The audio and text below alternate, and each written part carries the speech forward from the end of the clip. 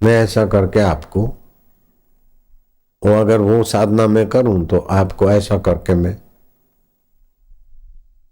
अंगूठी दे सकता हूं, बबूत दे सकता हूं। अभी नहीं दे सकता हूं, अगर उस प्रकार की मेरी साधना हो तो फिर मैं कर सकता हूं, लेकिन उससे आप मेरे से प्रभावित हो जाएंगे और मेरे को आप भगवान मानेंगे। लेकिन भगवान का तत्व खोज तो आपकी रह जाएगी ना। आप समझ गए बात को? भगवत तत्व को पाने की प्यास मैं कैसे करता हूं, वो अगर आपको प्यास है मैं ऐसा करके कैसे दे सकता हूं, तो उसका एक विभाग है। मैंने सत्संग में कैसेट में बोला हुआ है, आपको बताऊं और आप लग जाए तो आप भी ऐसा करके कोई चीज दे सकते हैं। ऐसी सब अलग अलग साधना होती, लेकिन तत्व ज्ञान के आगे ये सब ठीक है। अपन किसी की निंदा में नहीं मानते, होना चाहिए, सृष्टिकर्ता का ही संकल्प है तो सब विभाग चलते हैं। अच्छा है, कोई बुरा नहीं है। मैं उनकी किसी की निंदा में नहीं विश्वास करता हूं। अच्छा है, सुंदर है, बढ़िया है, लेकिन आत्मज्ञान के आगे तो भाई सब ठीक है, धन्यवाद। आत्मज्ञान के आगे तो मत्था झुक जाए। जो आत्म साक्षात्कार कराने का उद्देश्य रखते या साक्षात्कार किए हुए पुरुष है, फिर चाहे कुत्ते के गले में हाथ डालकर वो भिखमंगों से धुतकारे गए हैं और वो कुत्ते के साथ मिलकर वो भिखारियों की पत्तलें खा रहे, फिर भी ऐसे पुरुषों को तो हम नमस्कार करते हैं, क्योंकि उन्होंने अपने ब्रह्म स्वभाव को जाना है।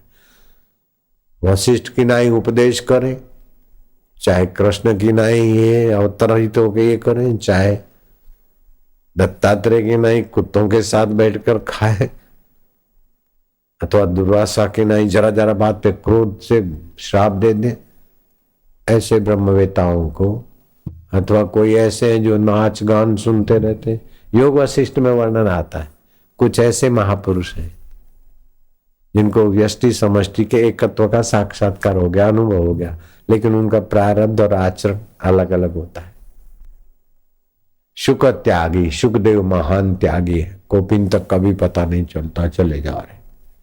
कृष्ण भोगी है, द्वारिका का राज है, ठाट माठ है, दिन में 17 बार भोजन करते कृष्ण।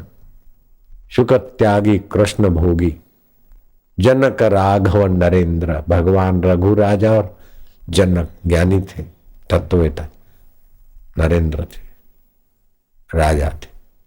वशिष्ठ कर्मनिष्ठ हे राम जी। दोपहर की संध्या हो गई, सत्संग का प्रसंग फिर सुनेंगे, 12 बज गए, संध्या करेंगे। शाम हुई सूर्यास्त के पहले, हे राम जी संध्या काल हो गया।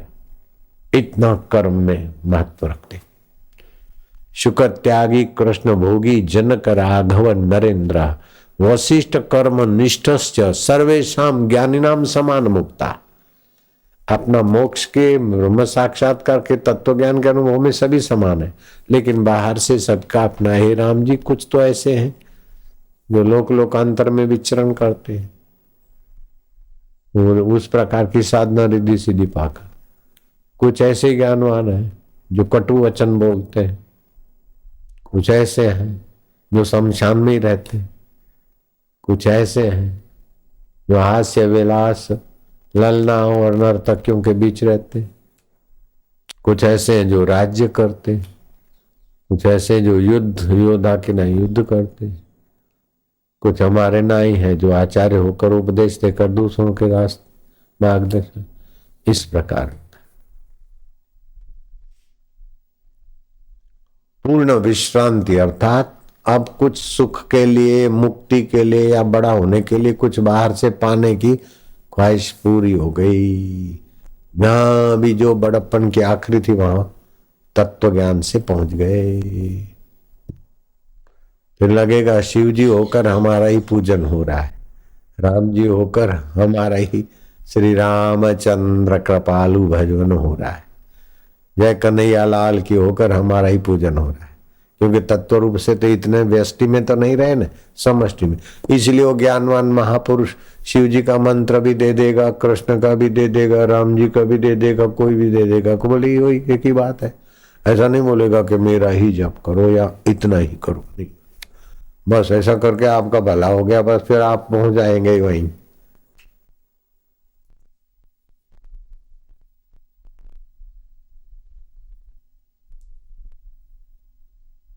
जहां पहुंचना चाहते हो वहीं अभी भी हो, लेकिन पता नहीं।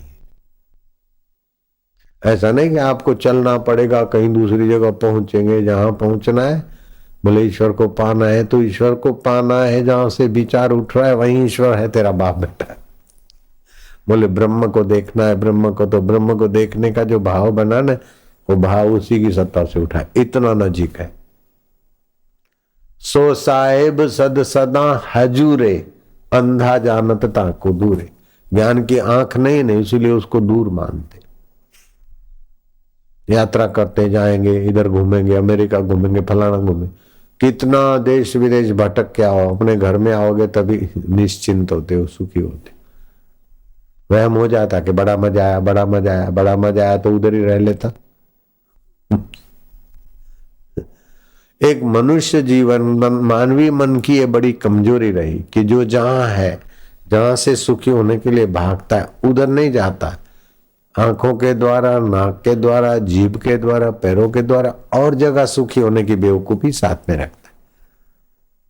ये मानवीय मन की, आम जीव की गलती बड़ी भारी। और ऐसा नहीं कि आप लोगों की गलती है, हम भी उसी जमात में हैं।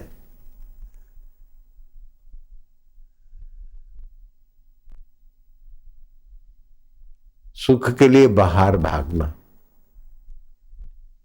तो कई लोग मेरे पास आते हैं, अपने बेटे बेटी की शादी कराते, तो वो पति पत्नी भी, बच्चे उनके भक्त होते हैं, या तो माँ बाप भक्त होते हैं, या दोनों भक्त होते हैं।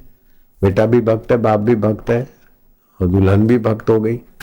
तो आते, बापू आशीर्वाद दो, आशीर्वाद दो। ठीक है क्या आप? बोले बाबू ये हनीमून करने को जाएंगे, कश्मीर जाएंगे। तो ऐसे बहुत लोग आते थे, कश्मीर कश्मीर। तो मेरे को हुआ कि अरे कश्मीर, तू इतना सुख अपने में संजोई है कि शादी किया है, ये किया, ये किया, फिर भी तेरे घर में इतना उनको सुख नहीं, तेरे पास है तो चल मैं तेरे पास आता हूँ, छानबीन करूंगा, तब तो लोगों को सुनाऊंगा। तो हमने प्रोग्राम बनाया, हरिद्वार जाते थे गर्मियों में। तो एक भक्त था इंजीनियर एयरलाइन में, इंडियन एयरलाइन में। तो उसको मैं बोला मैं हरिद्वार के निमित्त आऊंगा चुपचाप, फिर दिल्ली से उतर के मैं हरिद्वार नहीं जाऊंगा, तुम और मैं टिकट बुक करा दो, अपन कश्मीर चलेंगे और किसी को पता ना चले। तो हम उस इंजीनियर से मिलकर, अकेले थे हम, और एक वो इंजीनियर था एयरलाइन का, हम कश्मीर गए और 1.5 दिन रहे। बाजार का खाने पीने का तो हमारा स्वभाव नहीं था, तो किसी समय चने खा लेते, कहीं दूध खरीद के पी लेते, कहीं कुछ ऐसा करके। बाकी रहे थे, पैराडाइज होटल थी कोई, उसके कमरे में रहना पड़ा था। ओ सेवन स्प्रिंग देख लिया, वो फलाना देख लिया, फूलों की घाटी देख ली। जिन्होंने कश्मीर देखा है वो हाथ ऊपर करो। ये मैं नाम ले रहा हूं, सच्चा है तो हाथ हिलाओ। हाँ, ये मैंने देखी।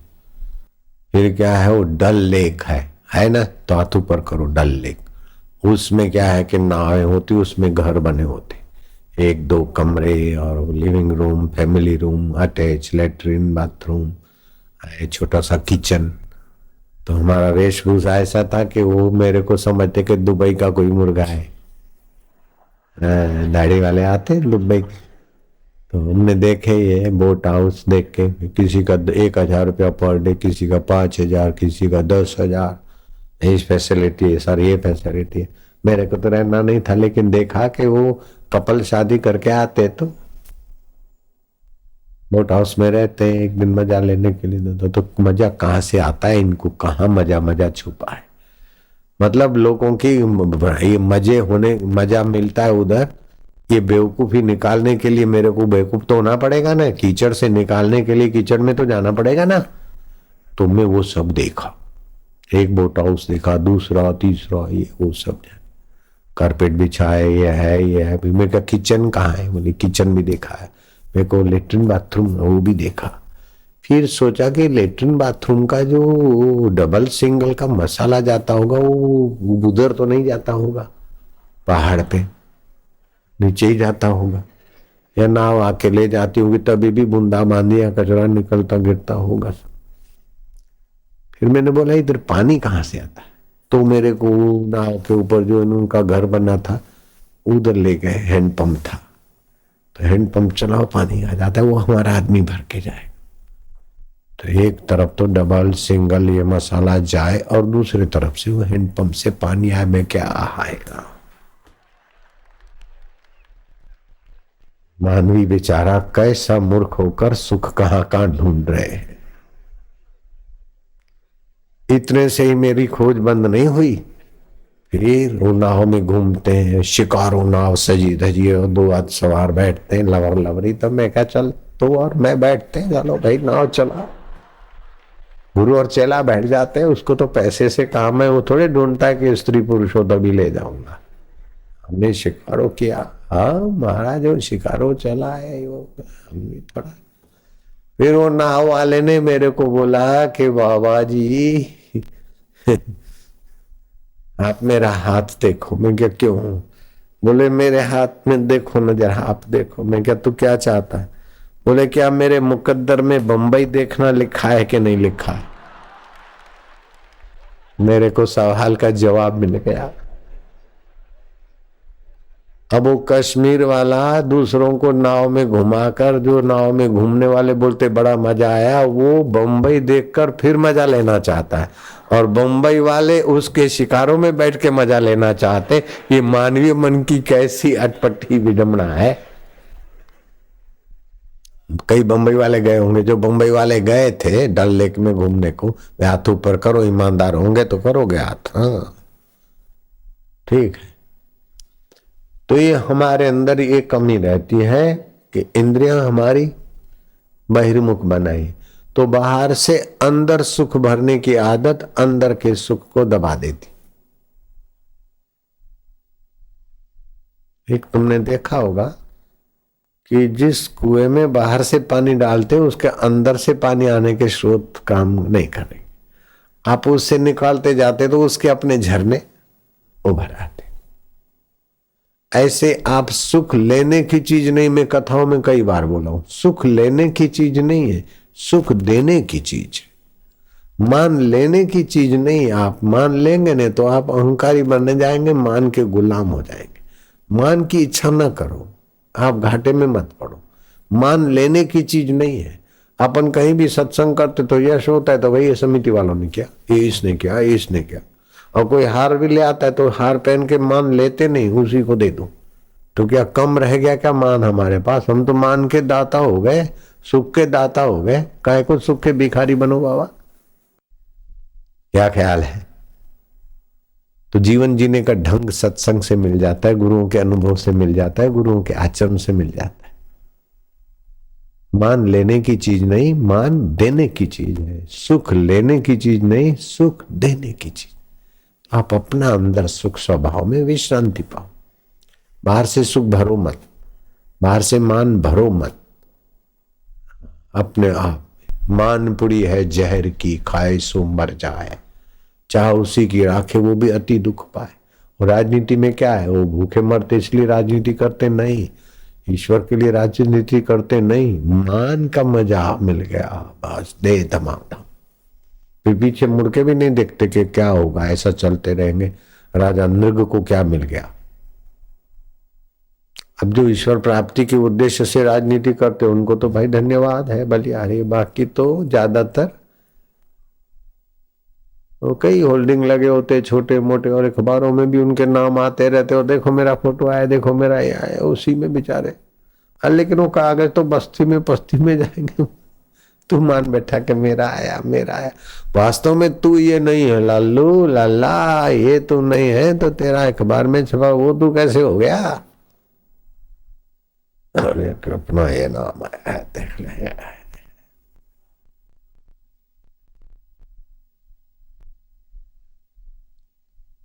अकल पे दया आती कि नहीं आती? लेकिन अपन होते तो अपन को भी वही अच्छा लगता। ये तो सत्संग में है तभी दया आती, थोड़ी सूझबूझ भगवत में है तभी आती। नहीं तो अपन अपन वो करते तो अपने को लगता है कि साधु बाबा सत्संगी बेकार है, ये लोग क्या भगतड़े जाने, हमने तो ये कर दिया वो कर दिया। इतने इतना इतना कलेक्टर हमको सलाम मारते, इतने इतने एमएलए हमारे कहने, इतने एमपी हमारे। अरे तो नरसिंह राव के कहने में कितने एमपी थे और एमएलए थे, फिर भी आखिर क्या मिल गया। नेहरू के कहने में थे लेकिन पैरालाइज हो गई, तो एमपी ने क्या दे दिया, एमएलए ने क्या दे दिया, आखिरी में शरीर में तो लाचारी आ गई। ये शरीर की वाहवाही या सुख कब तक रहेगा। पड़ा रहेगा माल खजाना, छोड़ त्रिया सुत जाना है, कर सत्संग अभी से प्यारे। जो सत है, चेतन है, आनंद स्वरूप है, ज्ञान स्वरूप है, उस परमेश्वर का संग करो। कर सत्संग अभी से प्यारे, नहीं तो फिर पछताना है। खिला पिला के देह बढ़ाई, वो भी अग्नि में जलाना है। बुद्ध और महावीर के 40-40 हजार भिक्षुक एक साथ बैठते। क्यों? क्यों उनके पास कोई आता, उनको ये विवेक जगाते और फिर बोलते कि जाओ शमशान में सादृश्य योग करो। सादृश्य योग माना शमशान के बाहर अपना डेरा डालो। कोई भी मुर्दा आता है तो सोचो कि यही मैं हूं। फिर नाक अच्छी है, या आंखें इतनी सुंदर है, गाल इतने लाल है या उभरे हैं, शरीर इतना मजबूत है, लेकिन आखिर यही है। तो शरीर का अध्यास मिटे, 2 महीना 6 महीना सादृश्य योग कराते, बाद में उसको भिक्षु बनाते। तो फिर वो डटे रहते संघ में अथवा आश्रम में। ईश्वर के सिवाय कहीं भी मन लगाए तो अंत में रोना ही पड़ता है। इसलिए उद्देश्य ईश्वर प्राप्ति का कर लो, फिर आप घर में जाओ कम शाम, लेकिन उद्देश्य ईश्वर प्राप्ति का होगा तो हो जाए। अगर उद्देश्य नहीं है तो बहुत देर लगती है, और उद्देश्य हो तो कुछ समय लगता है, और उद्देश्य तीव्र हो तो 1 साल के अंदर ईश्वर मिल जाए, और भी तीव्र हो तो 6 महीने में ईश्वर प्राप्ति हो जाए, और भी उद्देश्य तीव्र हो तो 3 महीने के अंदर ईश्वर प्राप्त, और भी तत्परता तीव्रता और शुद्ध जीवन हो तो 1-2 महीने में ईश्वर प्राप्ति हो जाए, और उससे भी तीव्रता हो तो 40 दिन में आसुमल को आशाराम, और आसुमल से आशाराम से भी तीव्रता हो तो परीक्षित को 7 दिन में मिल गए थे, और भी तीव्र हो तो खटवांग राजा को 2 मुहूर्त में ईश्वर प्राप्ति हो गई थी, ब्रह्म साक्षात। इसमें पढ़े लिखे के कोई सर्टिफिकेट या पूरी योग्यता नहीं, ईश्वर प्राप्ति ब्रह्म प्राप्ति की तड़प होनी चाहिए।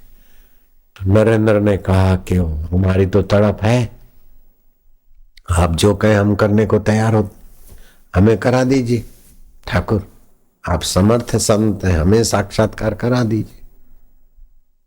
अच्छा, कालिका मंदिर, गंगा किनारा, ये सब पास में दक्षिणेश्वर। बोले चलो स्नान करने जाते। नरेंद्र स्नान करने रामकृष्ण के साथ गंगा में उतरे। अब रामकृष्ण ने उसका कंधा गर्दन पकड़ के पानी में दबोच रखा।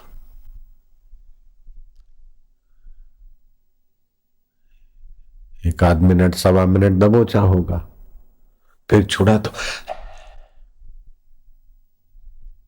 आपकी मैं गर्दन नहीं दबोचूंगा, आप कल्पना कर लो क्या हो सकता है। 1.25 मिनट अगर पानी में दबोच दिया जाए, 1 मिनट के बाद तो उछल कूद हो जाती है।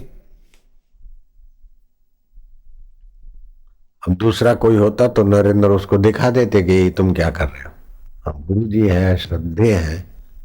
अच्छा, बोले फिर से जरा मारो गोता, तो फिर से मारा तो पहले की अपेक्षा थोड़ी सेकंड ने ज्यादा दबोचा, ये छोड़ा, ये थोड़ी बातचीत हुई, खड़े खड़े बोले अभी फिर से एक बार गोता मार। सतपात्र रहे होंगे, नहीं तो दूसरा होता तो क्या कर रहा है बाबा, और मारने का इरादा है क्या? 2-2 बार तो हमने सह लिया, अभी ज्यादा देर करोगे तो। लेकिन सतपात्र थे नरेंद्र, आज्ञा मानी, कोई चेहरे पर फरियाद नहीं थी, शिकन नहीं थी। तीसरी बार और ज्यादा समय लगा। अब तो अगर छोड़ते नहीं तो चल बसेगा तो साक्षात्कार किसको कराऊंगा, तो फिर ठाकुर ने छोड़ दिया। कुछ देर छोड़ा तभी अपना रिदम संभाली। बोले पहली बार दबाया तो उस समय मन में क्या आया था? ये खाना है, ये पहनना है, इधर जाना है, उसको समझाना है, ये भला है, ये बुरा है, क्या क्या विचार आया? बोले कुछ भी नहीं, कैसे भी बाहर निकलूं। बाहर निकलने के सिवा और कुछ भी नहीं था। बोले दूसरी बार थोड़ा ज्यादा हुआ, उस समय थोड़ा टाइम मिला ज्यादा, तो फिर कुछ आया कि ये करूं वो करूं। बोले नहीं महाराज, फिर क्या समय, बस बाहर निकलूं कैसे भी, बस अब बाहर कब निकलते, कब बाहर निकले। अगर आप पूजनीय नहीं होते तो मैं तो धक्का मार के भी निकल जाता, लेकिन आपके हाथ थे तो फिर वो तो करना संभव नहीं था। लेकिन बाहर निकलने के सिवा दूसरी बार कुछ भी नहीं था। बोले अच्छा तीसरी बार तो ज्यादा समय रोका था, कुछ तो आया होगा।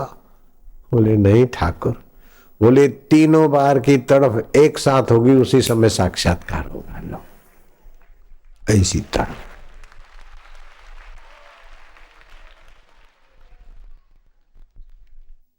बोली पहले किन्नू यार मिलिया, जिन्नू मिलिया खाना खराब करके मिलिया।